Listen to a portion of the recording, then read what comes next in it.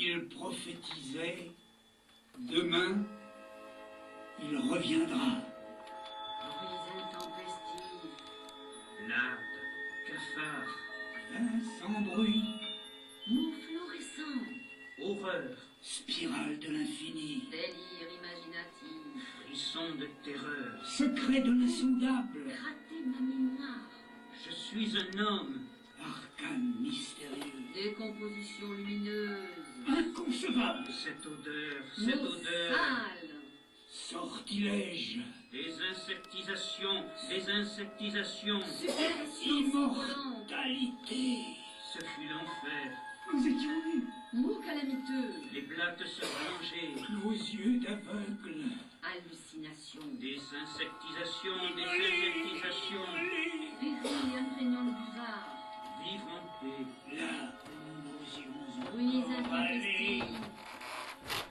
Mots fluorescents. les flambeaux du désir, Horreur, Délire imaginatif. frisson de terreur. Gratter ma mémoire. alors il pleurait. Ce fut l'enfer. Décomposition lumineuse. Nos yeux d'aveugles, Désinsectisation. Mots sales. nos cœurs sourds, Supplication sanglotant. Les blattes se rongeaient. nos cœurs muets. Mots calamiteux. Désinsectisation. Hallucination. Une torche à la main, Péril imprégnant le buvard. Frisson de terreur. dans la moite torpeur du mur.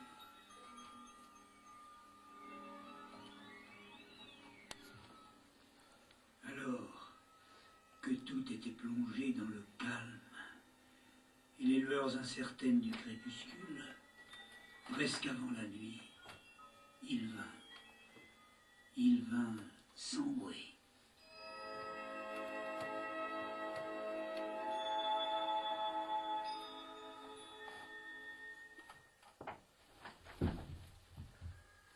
À ce moment-là, il aurait été bien incapable de dire pour quelle raison, ni combien de temps il se trouvait là.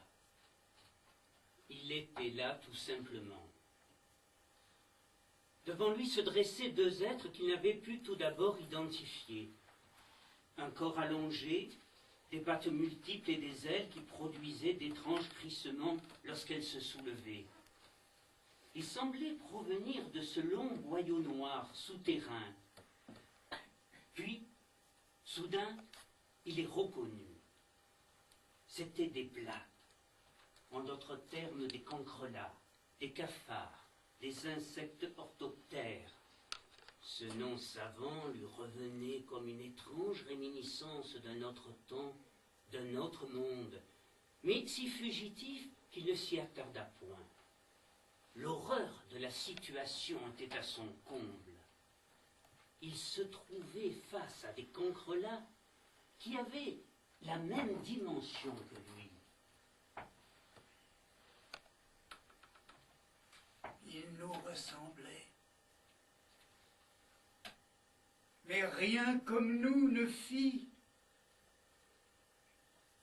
Au lieu de nous laisser dormir d'un sommeil sans rêve, il alluma les flambeaux et dans sa parole nous entraîna si loin, que nous dûmes marcher la nuit entière dans les dunes de lumière sous les faisceaux de l'ardente densité, enivrés de l'attente, exaltés du dessein. Un frisson de terreur ruissela de ses omoplates jusqu'au coccyx. Mais sa frayeur se mua en curiosité lorsqu'il les entendit parler. Il comprenait leur langue, ou bien les blattes parlaient sa langue. Il n'eut pas le temps de résoudre ce problème.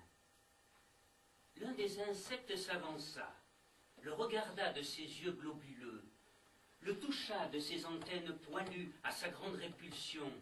« Dis donc toi, tu viens d'où?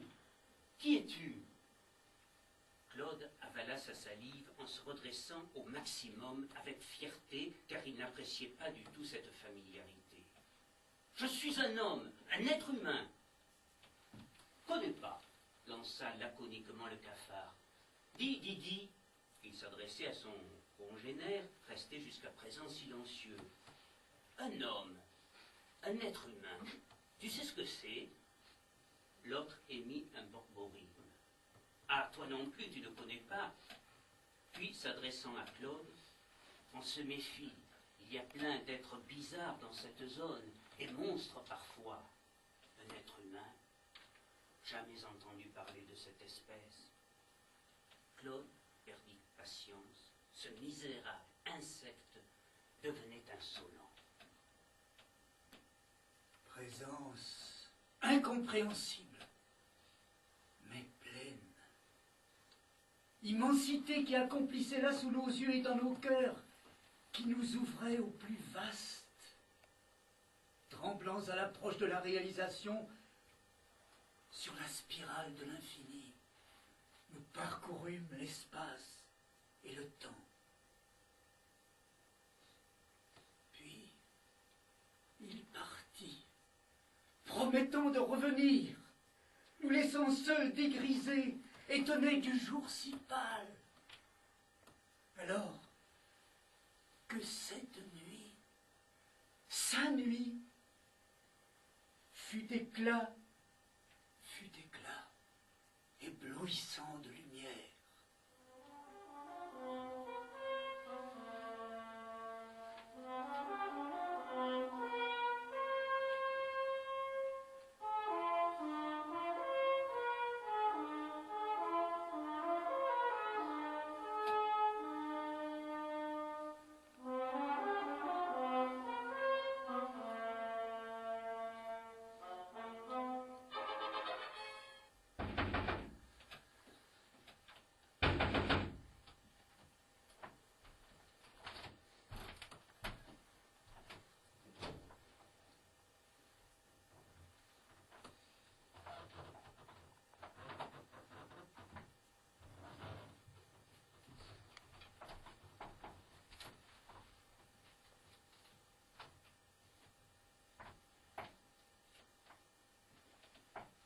Ce matin-là, un matin bien ordinaire, un matin quotidien en somme, je le vis.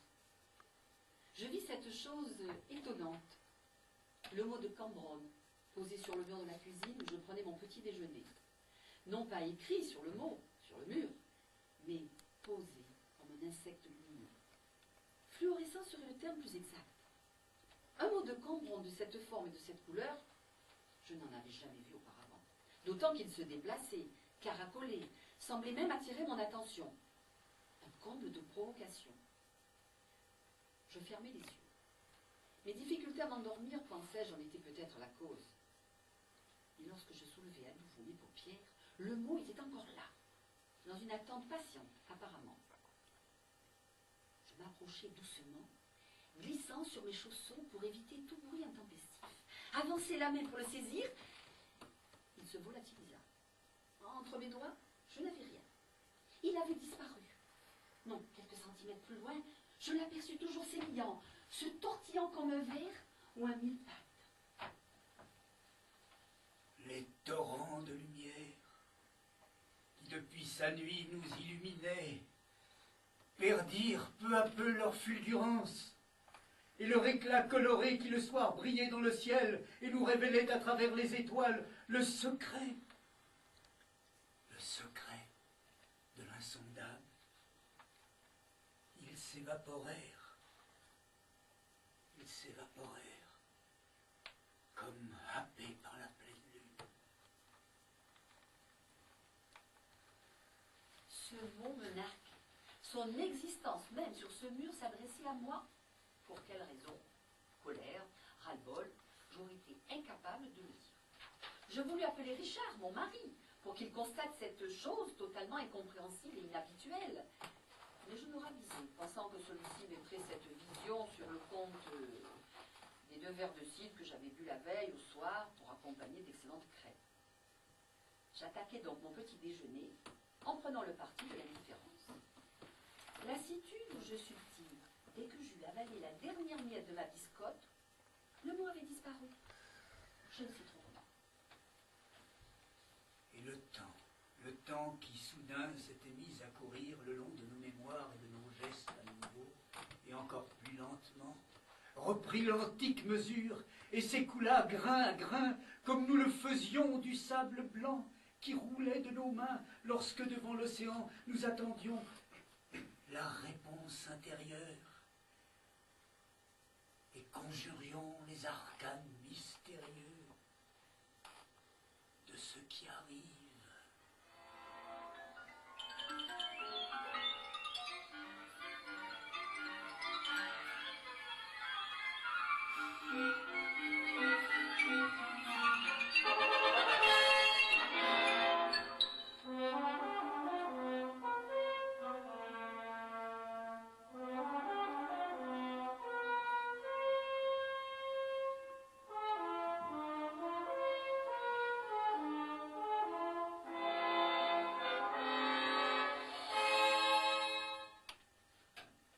J'appartiens à la race dominante de cette planète Terre.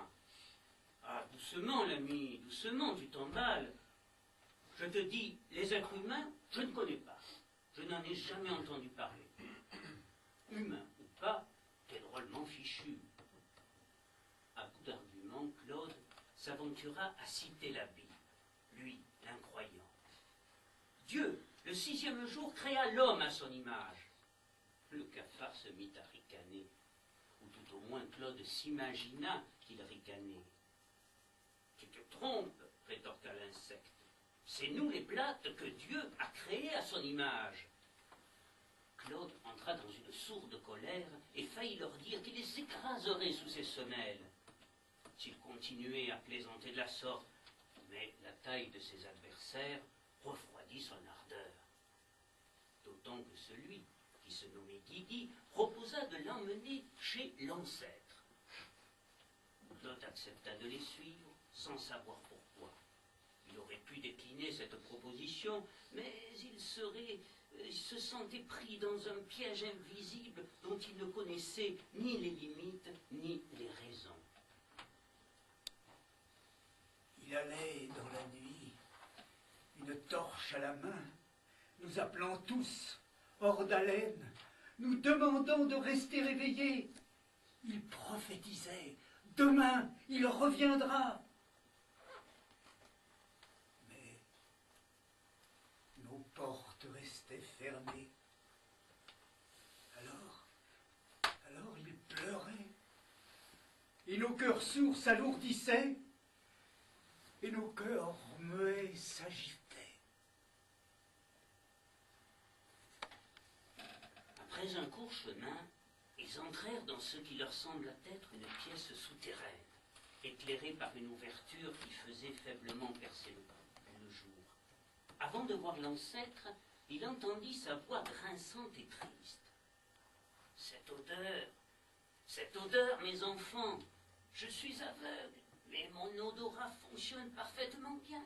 Cette odeur, c'est celle de l'homme. » Les deux autres cafards se regardaient étonnés. Claude exultait.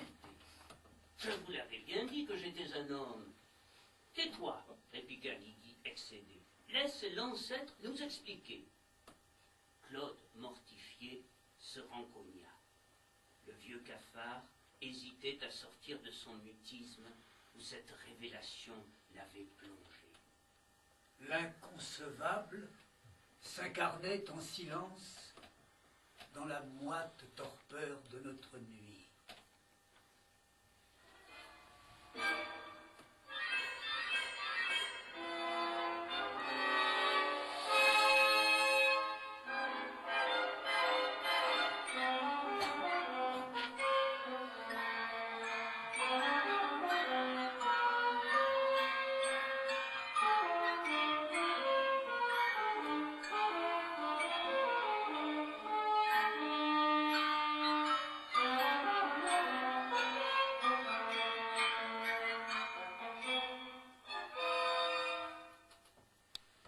L'affaire pour moi était classée. Je ne savais pas tout simplement ce qui m'était arrivé. Lorsque l'image du mot me revenait en mémoire, je la chassai comme des plus. Peut-être un délire imaginatif, d'autant que ni mon sommeil ni mon appétit ne s'en ressentaient. Personne dans mon entourage ne paraissaient se plaindre, ni s'inquiéter de mon état. C'est que mon comportement leur paraissait tout à fait normal. Il était donc inutile de ma part de gratter ma mémoire et de la focaliser sur cet incident saugrenu et pour le moins étrange. Quelques jours passèrent où je vaquais à mes activités quotidiennes sans plus y songer.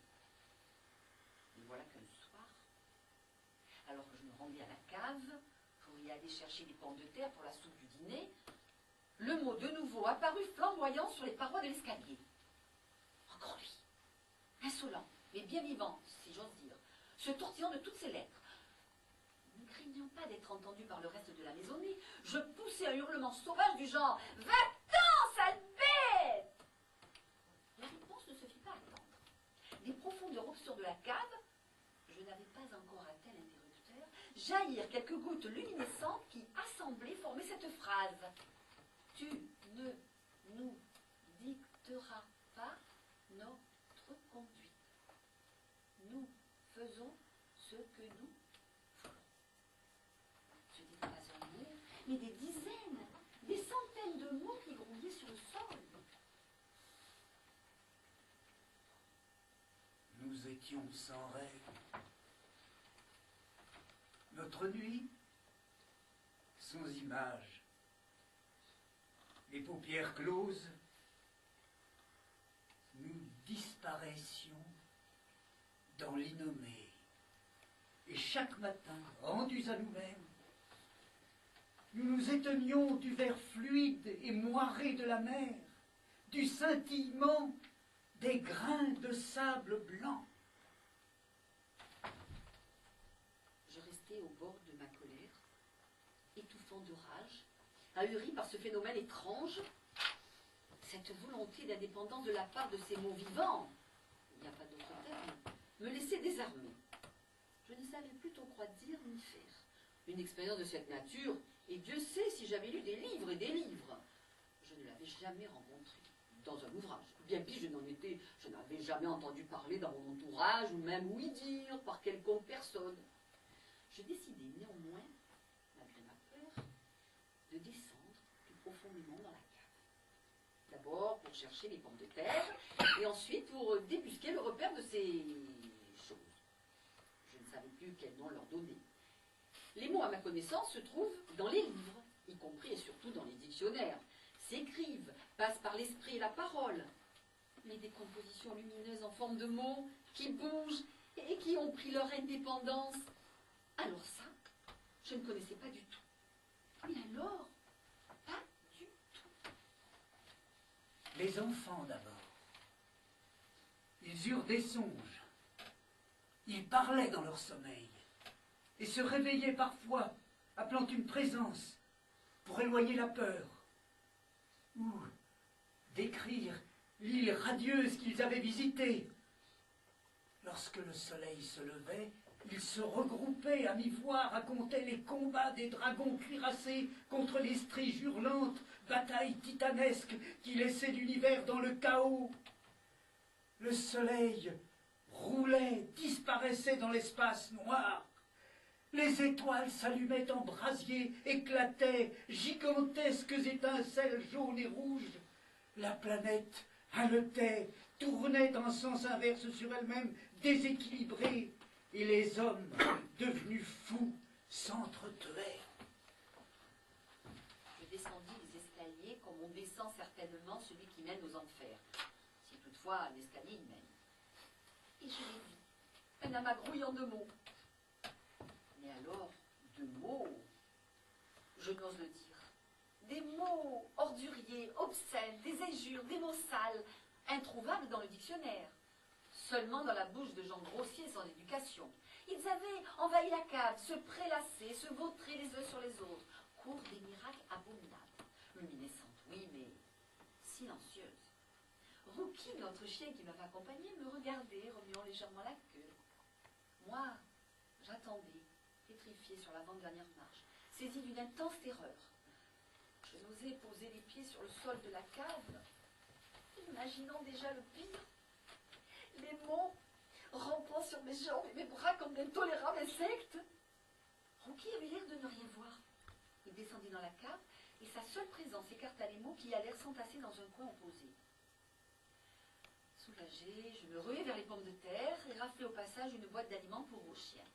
Rookie jappa joyeusement, et nous remontâmes, moi, 4 à 4 et marche, et Rookie, qui me suivait, me mordillant les mollets, croyant à un jeu.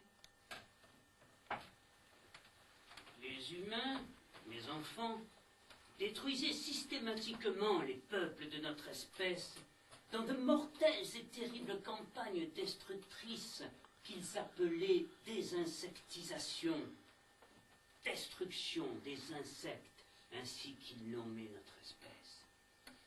Je suis l'un des survivants de ces terribles campagnes. Avec le temps, j'ai essayé d'oublier.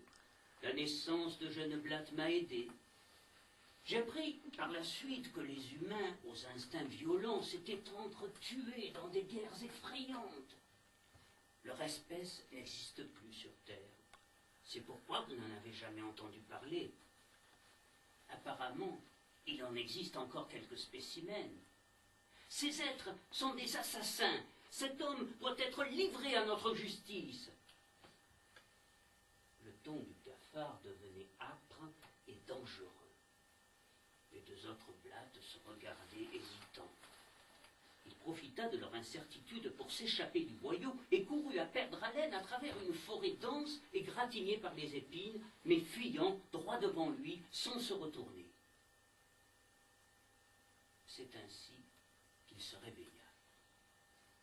Le cœur battant, le corps trempé de sueur hébétée, un cauchemar. Il voulut se rendormir, mais le réveil sonna. C'était l'heure de se lever pour se préparer et partir au travail.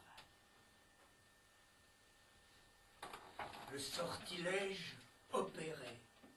Venus d'un espace intérieur dont elles ignoraient le chemin, les femmes s'y rendaient à leur insu et en revenaient, elles ne savaient comment. Certaines tombèrent dans la folie et du jour au lendemain parcouraient l'île, démentes, aux gestes inutiles et brusques, aux paroles incompréhensibles.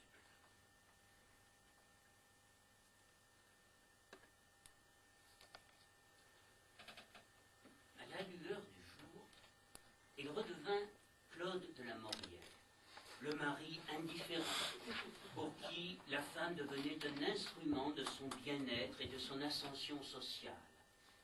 Maison bien tenue, femme habillée de façon sobre mais impeccable, il payait assez cher pour cela, allant jusqu'à critiquer et morigéner son épouse si son allure ou son attitude ne lui plaisait pas. En tant que père, il était le pater familias.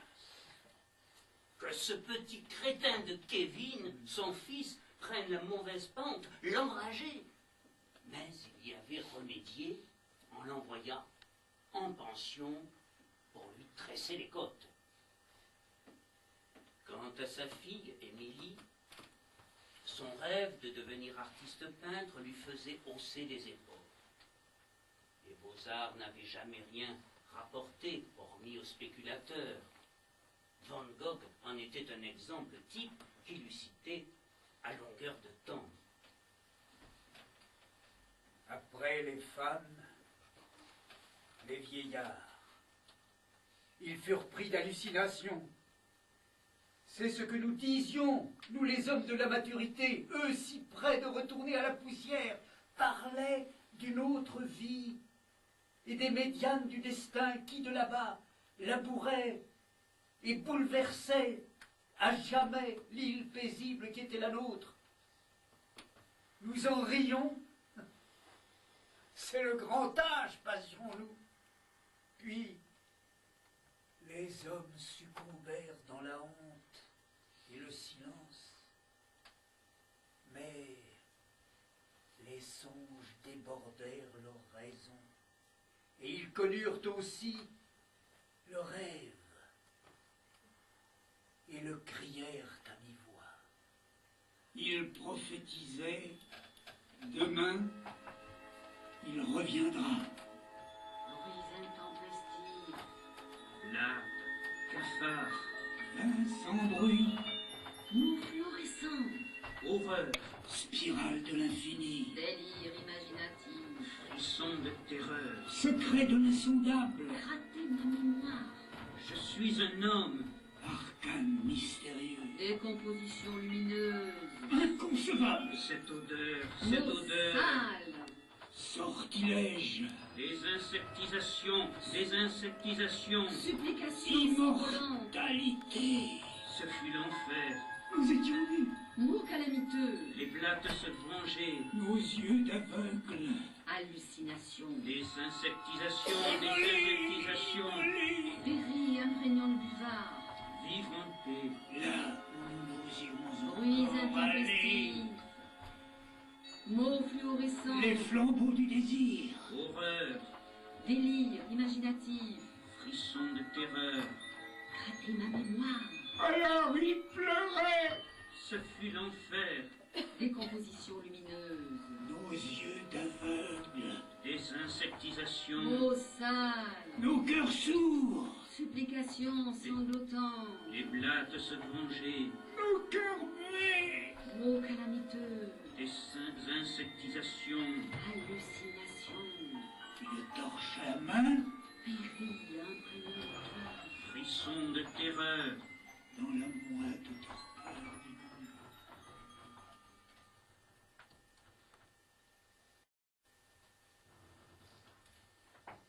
Aux signes imperceptibles, écoute. Le repas se passa dans une ambiance morose. Je répondais par monosyllabes. Je cherchais en vain par quel moyen je pouvais empêcher les enfants de se rendre en bas. Ils fréquentaient déjà bien assez de gamins, qui leur fournissaient un vocabulaire peu choisi, et la pensée que le plus jeune qui savait déjà bien lire pouvait enregistrer des mots si calamiteux me fit frissonner. Et Richard qui ne se doutait de rien. J'expédiai la vaisselle qui fut nettoyée en quelques tours de main rageurs. J'expédiai aussi les enfants au lit très rapidement, sous prétexte qu'ils devaient passer une bonne nuit de sommeil pour mieux travailler en classe le lendemain. La télévision fut débranchée. Ils obéirent à mes injonctions en traînant, en se disputant, pour me préciser une fois au lit que demain était mercredi, qu'ils n'allaient donc pas à l'école et qu'ils auraient bien pu se distraire encore.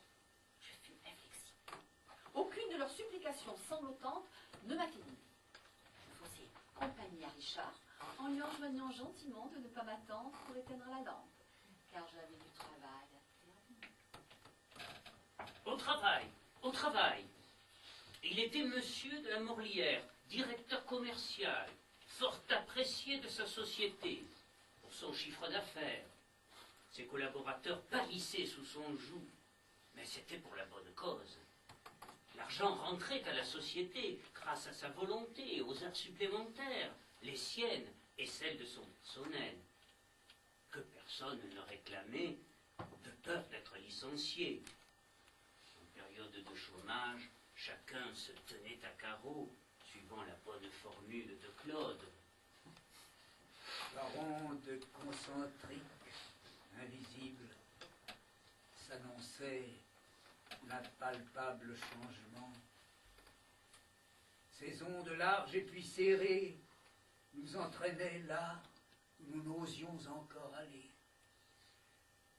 Chacun s'installait dans la solitude pour mieux entendre le chant subtil de ces appels d'argent qui ricochaient sur le cristal taillé de la mer et vibraient en échos sibyllins dans l'air transparent de notre île. Lorsque la maison fut imprégnée de silence, je descendis à pas de loup à la cave, toujours suivi de Rocky, intrigué par mon manège. Puis, je déposai précautionneusement sur le sol de la cave deux objets qui deviennent rares depuis l'invention des stylos à billes. Un sous-main recouvert d'un buvard, sur lequel je plaçai un encrier empli de son contenu, une encre noire, bien grasse et bien liquide. Et je remontai sur la pointe des pieds, satisfaite et jubilante. Si la stratégie à laquelle je pensais était la bonne, je pourrais le lendemain matin même savoir si j'étais sujette à des hallucinations ou non. Je m'endormis cette nuit-là. Ah, l'âme tranquille et le corps reposé. l'espoir succéda le désespoir. Et le plus affligé d'entre nous, ivre d'attente, fut la proie des flammes intérieures. Les ardentes invisibles le consumaient dans la douleur. Les messagères aux griffes d'acier labouraient et pétrissaient l'être nu, livré à l'incandescence.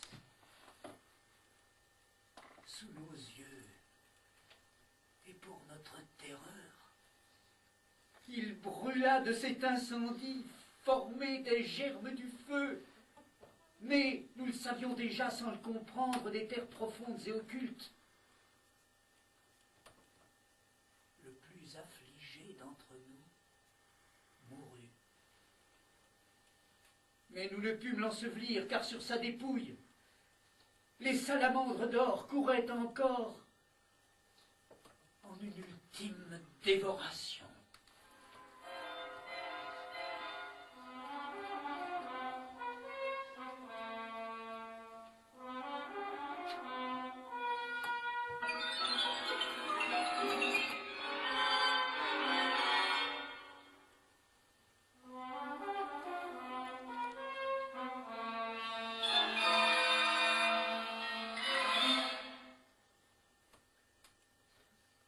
La journée se passa fort éreintante, mais fort satisfaisante, et le soir, Claude pensa, comme à l'accoutumée, pouvoir dormir du sommeil du juste.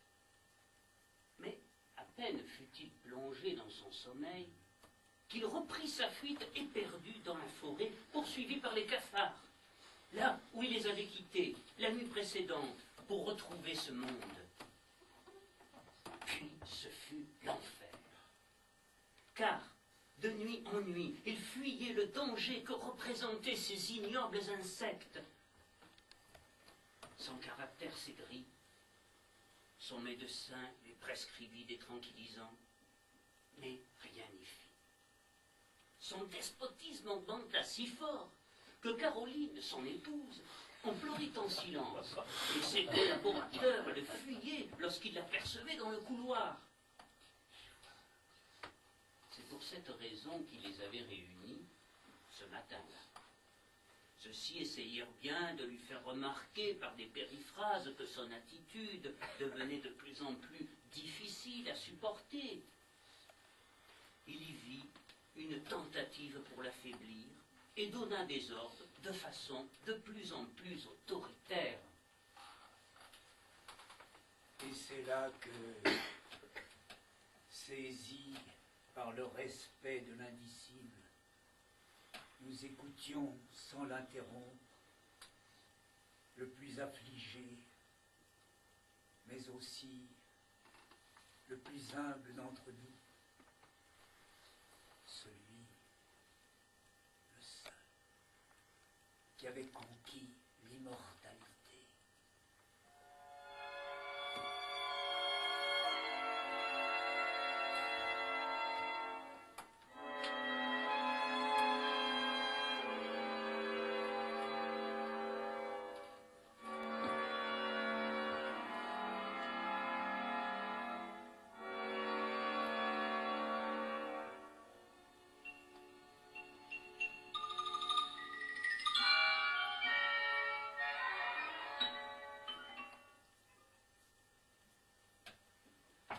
À la fin de la séance, ses collaborateurs partirent presque en courant, mus par une agitation inhabituelle. En les regardant, Claude eut une pensée qui tout d'abord le fit sourire. Regardez-moi ça, ils ressemblent à des insectes, des plates que l'on aurait délogées de leur terrier.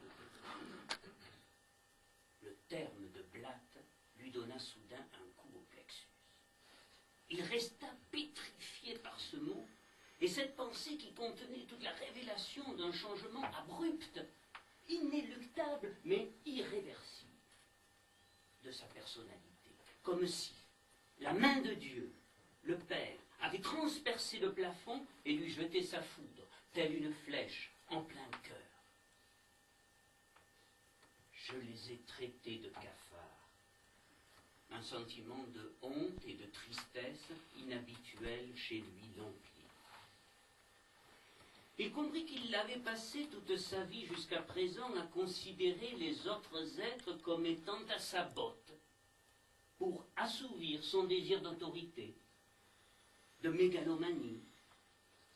Il n'avait jamais rien réalisé que des actes entachés d'un profond égoïsme, pour la valorisation de lui-même, en écrasant les autres sur son chemin comme il aurait écrasé les blattes de son rêve si cela avait été en son pouvoir. Un pan entier du voile qui obscurcissait sa conscience tomba, et il comprit la signification de son cauchemar répétitif. Les blattes se vengeaient, couraient après lui pour le traduire en justice pour tous les crimes impunis qu'il avait commis à leur égard. Il resta stupéfait de son attitude. Comment avait-il pu considérer comme des cafards sa femme, ses enfants, ses collaborateurs? Il voulut appeler sa secrétaire pour s'excuser de l'avoir retenue des heures entières après le travail, elle qui élevait seule ses 3 enfants encore en bas âge. Mais s'il se ressaisit, personne ne pourrait comprendre ce qui se passait en lui. Il sentait qu'il devait garder pour lui cette révélation. Celui qui avait conquis l'immortalité s'était tu face à la terre. Comme les géants immobiles oubliés dans le rêve de l'homme, le regard tourné vers l'espace intérieur, celui dont nous nous étions interdit l'accès. Il vivait, présent et absent à la fois, à nos côtés, en nous presque, et aussi loin que les étoiles jetées à la volée dans le ciel de notre nuit australe. Étoiles dont les hiéroglyphes alamantines, secrets à nos esprits, traçaient l'ineffable message et dévoilaient le Verbe dans sa lumière première. Il nous rejoignait parfois sur la croix de l'espace et du temps, sur le point fini et infini où s'incarne le désir de Dieu dans nos corps de chair, pour le jeu sans fin de l'inspire et de l'expire. Ce dimanche-là, en se promenant en forêt, taciturne à côté de Caroline, qui n'osait le sortir de son humeur sombre, il pensait encore à son rêve étrange qui avait fini par le déserter. Une certitude se fit jour dans son esprit, d'une simplicité effrayante qui ne l'avait jusqu'à présent jamais effleuré, et qui l'amenait dans cet état de modestie et d'humilité qu'il trouvait jusqu'alors peu compatible avec ce qu'il estimait être. Le cafard avait dit « Les êtres humains, je ne connais pas. Je n'en ai jamais entendu parler. » Et pour cause, l'ancêtre leur en avait expliqué la raison. Le lendemain, alors que Richard était déjà à son travail et les enfants à jouer avec leurs petits voisins, je retournai vers le lieu de mon expérience. J'allumai, pris le boulevard, j'exultai. Des mots entiers, ou parfois tronqués, s'y trouvaient imprimés à l'envers. Mais lorsque je levai les yeux très content de moi, je vis inscrire en lettres rouges phosphorescentes sur le mur cette phrase terriblement accusatrice. Nous ne te savions pas si cruel. Je restai un moment abasourdi. Le piège à mots avait fonctionné. Les mots étaient venus se tremper dans ce liquide irrésistible qui était pour eux l'encre, et ils avaient été tout simplement absorbés en sortant. En résumé, ils avaient péri en imprégnant le buvard, ou bien avaient réussi à fuir en sauvant quelques-unes de leurs lettres, et j'en avais fait alors des handicapés. Mais oui, si vous voyez, c'est simple, par exemple, appeler, en perdant ces 2 premières lettres, devenait Pelé, ce qui devenait à la fois une usurpation et une perte d'identité. Je réfléchissais à cette étrange évidence, si bizarre mais si réelle, puisque j'en avais la preuve sous les yeux en mer. Et nos mémoires brisées appelaient les images anciennes, inventaient une histoire que nous avions oubliée, que nos parents ne nous avaient pas transmise. Nous étions nus, livrés au présent sans passé, au futur incertain, et la parole de celui qui avait conquis l'immortalité greffa dans nos cœurs le désir ardent d'accomplir le retour.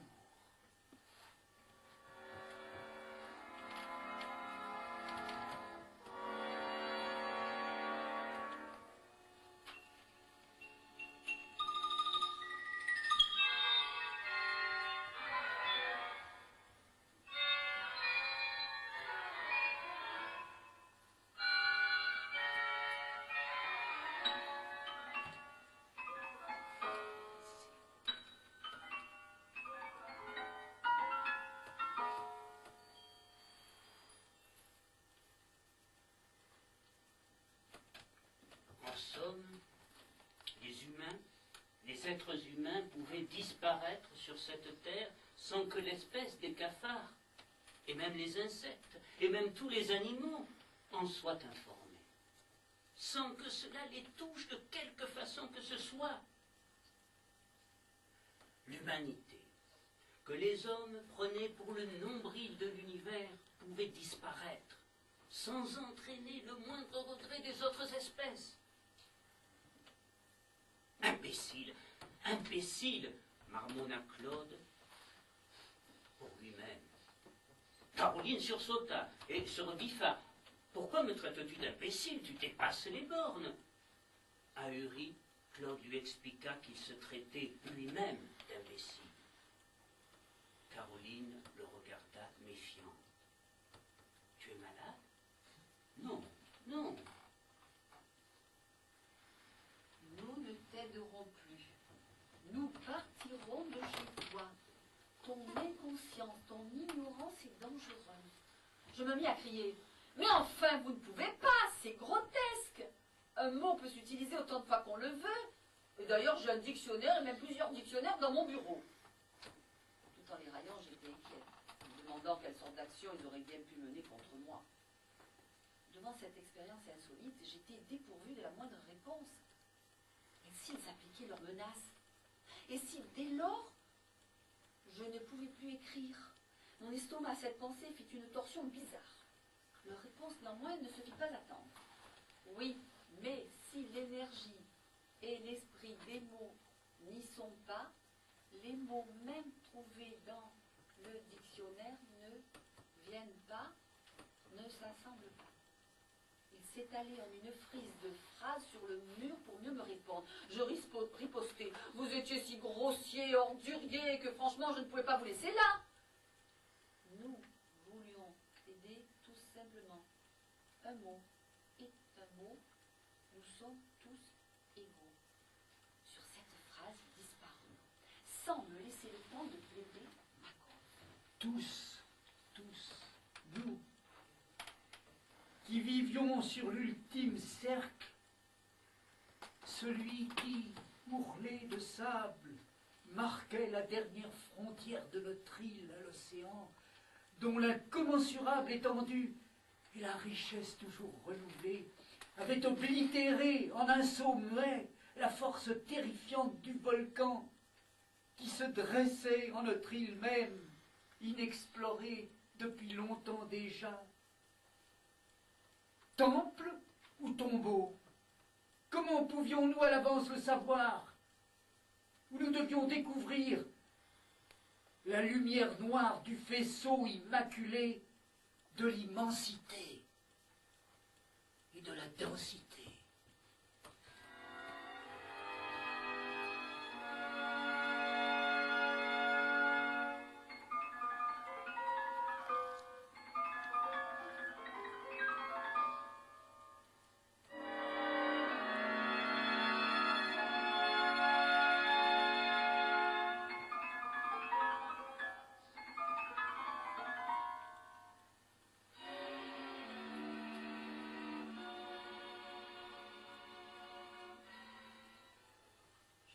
passé quelques jours l'esprit complètement vacant.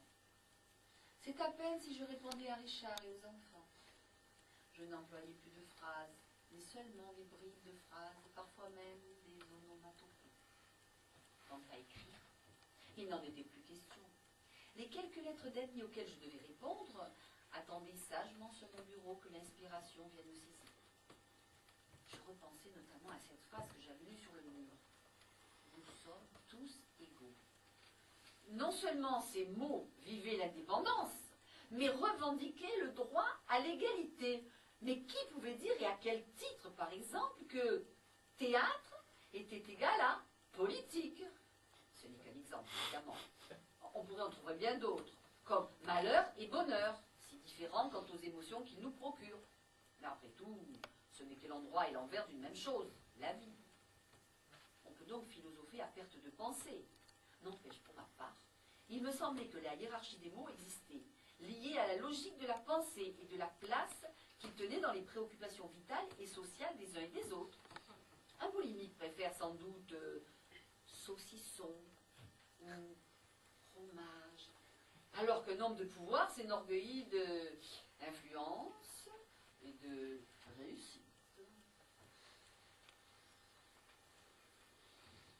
À l'aube opaline, les conques de nacre retentirent, dans leurs vibrations qui roulaient en vagues lourdes, jusque dans les vallées.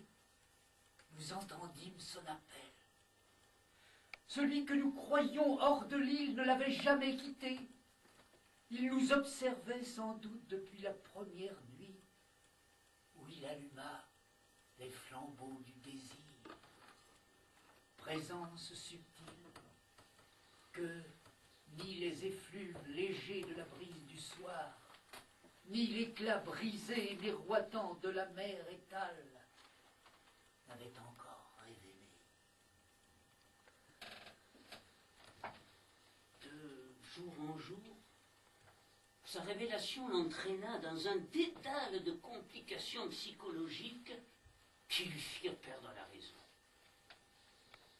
Il avait bien essayé de changer d'attitude avec ses collaborateurs, mais ceux-ci, s'apercevant d'une brèche, lui en firent voir de toutes les couleurs. Il reprit une attitude ferme, évitant toutefois les humiliations après avoir frôlé une dépression nerveuse qui s'annonçait très grave.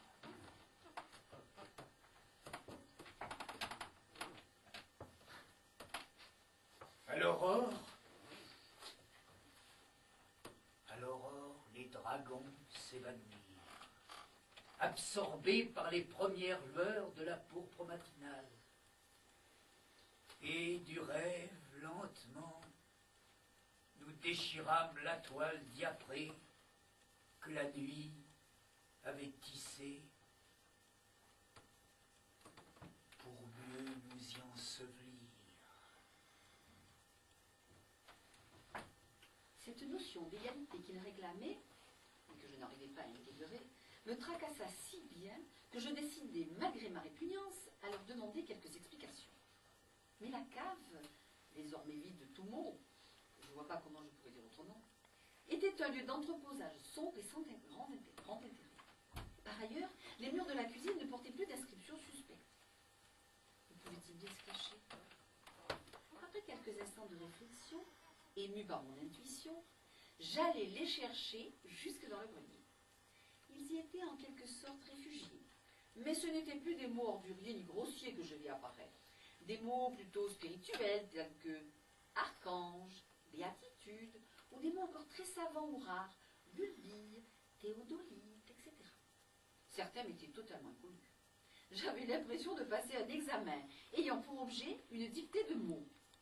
Je n'eus pas le temps d'approfondir les émotions qui me sous-tendaient, car soudain, sur la paroi la plus haute du grenier se formèrent les mots juge, assesseur, greffier. J'étais en somme devant un tribunal et apparemment c'était moi la prévenue.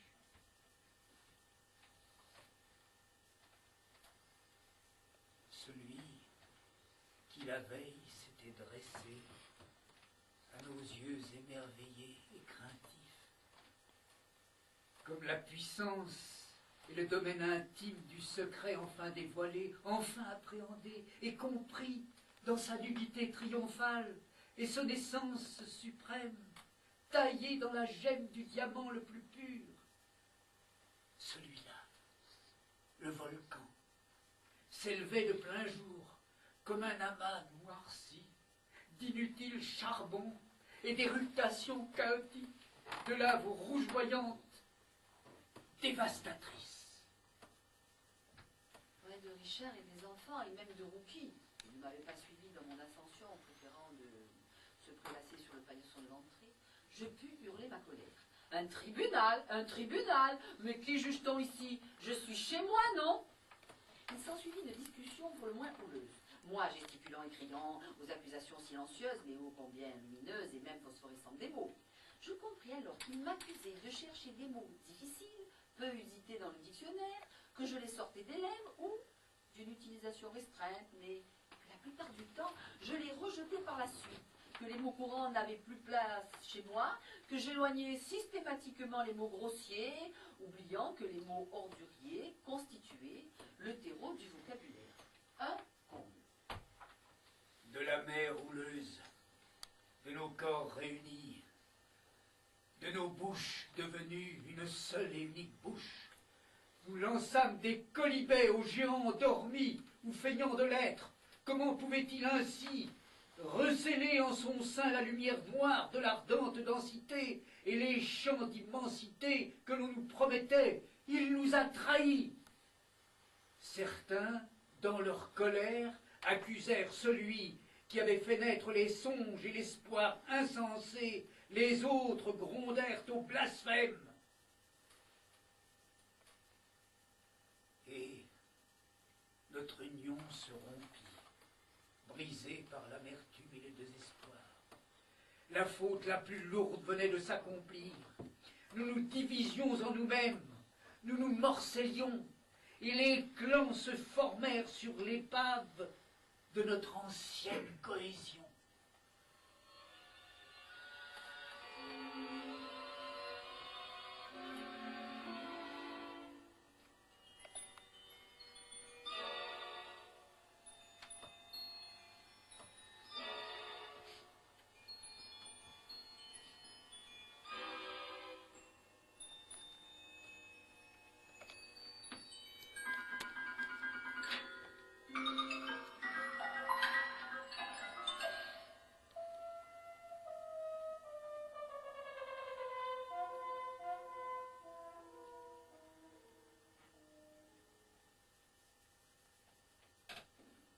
Dans sa famille, chacun souffrait, s'étonnant de le voir enfin accessible. Il oubliait de s'enfermer dans son bureau pour discuter de choses et d'autres, sans donner d'avis tranchant comme auparavant. Il fit revenir à la maison son fils pensionnaire qui ne signait plus ses lettres que par le pseudonyme, le prisonnier. J'arpentais le dictionnaire comme un sultan devant les femmes de son harem. La comparaison me fit extrêmement plaisir. Rejetant des mots les uns après les autres. Bref, j'étais sans pitié, et un peuple entier se trouvait ainsi relégué par ma faute, n'avait plus le droit à la vie. Alors là, j'éclatais de rage. Je n'étais tout de même pas la seule à écrire et à parler. Qu'attendait-il pour aller chez les autres? Il n'y eut pas de réponse à cette argumentation. Mais ce silence, je devrais dire cette non-manifestation, noya mon triomphe dans une mer de sombre amertume. J'étais prête à continuer à me battre, à m'expliquer, lorsque j'entendis des pas dans l'escalier.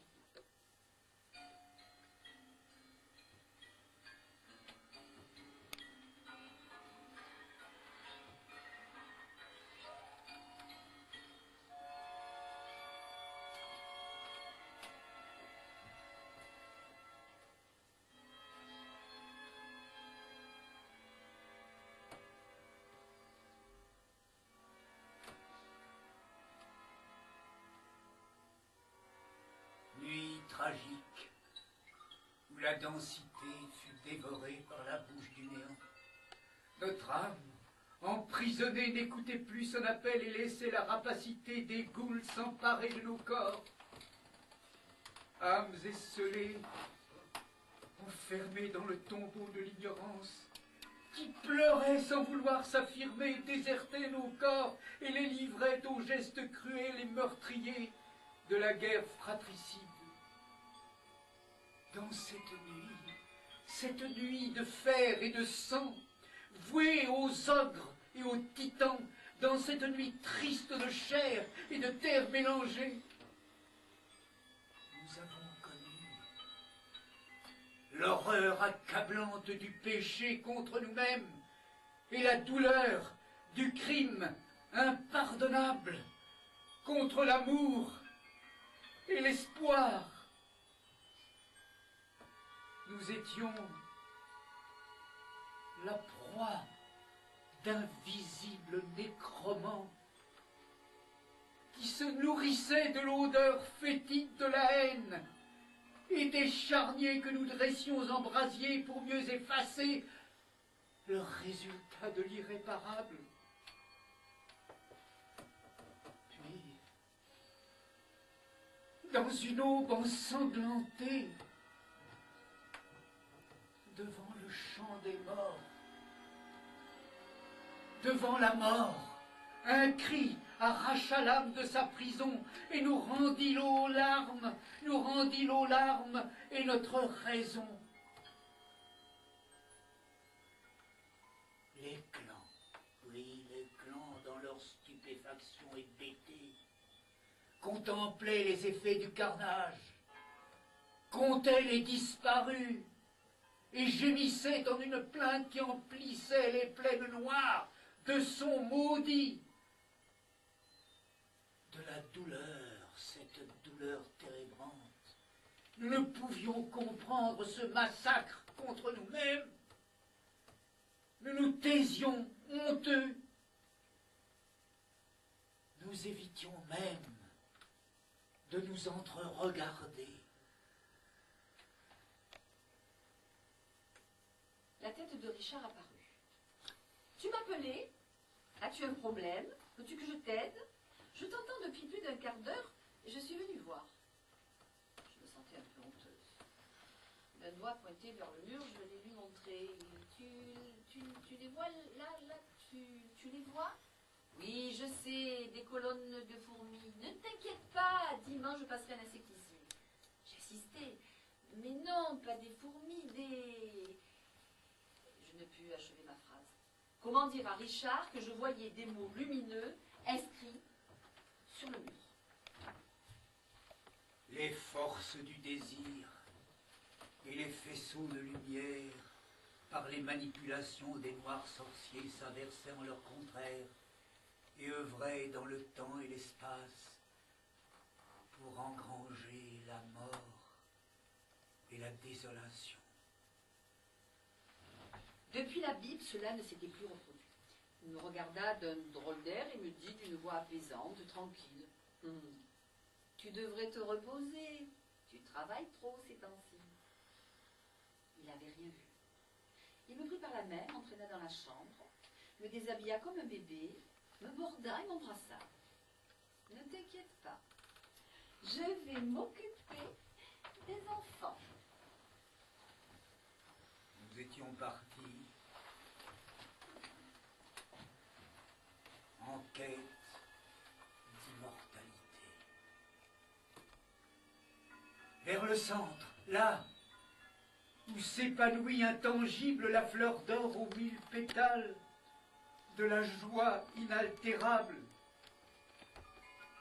Mais sur le chemin, cédant à la peur et à l'ignorance, en revêtant nos armures de guerriers, au lieu de nous dépouiller jusqu'à l'extrême nudité, nous avons rencontré la mort et la douleur. Nous avions perdu le goût de boire le nectar dans le calice de la fleur restée cachée à nos yeux aveugles. Je dormis et m'éveillai le lendemain vers 10 heures. Les mots avaient entièrement disparu de la maison et ne revinrent plus.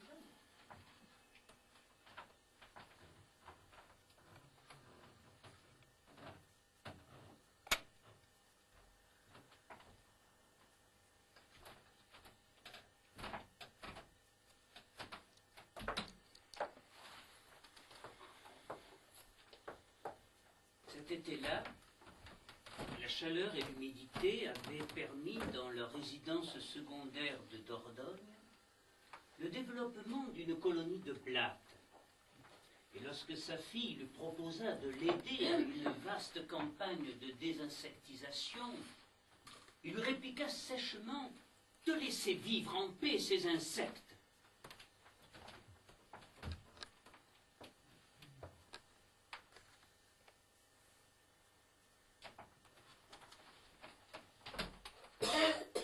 Notre âme, enchaînée à l'incohérence, se tairait, marquée du poinçon brûlant de la terreur et du mal infligé par les forces des ténèbres. Nous, qui étions sans histoire, divisions désormais le temps. Il y avait les temps anciens, d'où rien ne pouvait être retenu, si ce n'est une vie paisible, rythmée par la course du soleil et de la lune. Et le temps, après le volcan et la guerre, l'irréparable guerre où nous nous sommes immolés, tant du meurtre contre nous-mêmes, tant du péché où nous avons perdu la première lumière de la part d'ombre qui a envahi notre vie, endeuillé notre âme. Il est sang, les scories ineffaçables de l'involution.